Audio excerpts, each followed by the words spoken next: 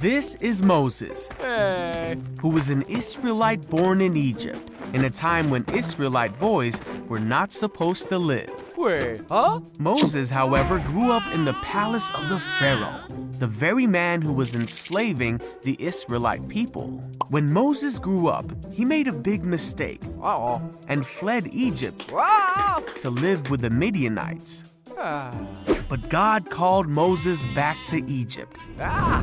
to deliver his people with the help of his brother Aaron. Phew. After God showed his miraculous power in Egypt, he led the Israelites through the Red Sea and towards the Promised Land. They followed God, who showed himself as a cloud by day and fire by night.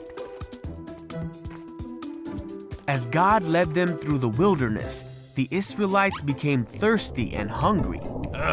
They complained to Moses and Aaron and said, "If only we had died in Egypt." Huh? God said to Moses that he would provide for his people. Hey!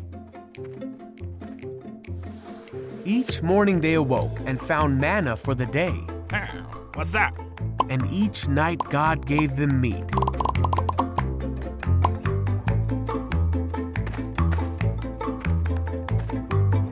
The people were still thirsty, and they were mad at Moses, saying, "Did you bring us out here to die of thirst?" Yeah.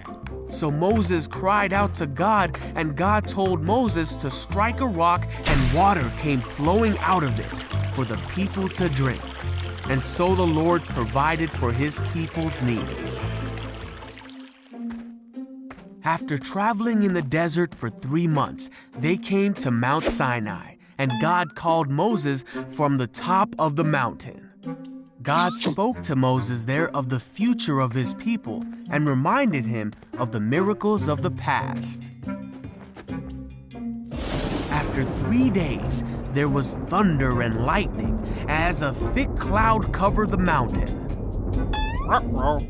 The people heard a loud trumpet blast.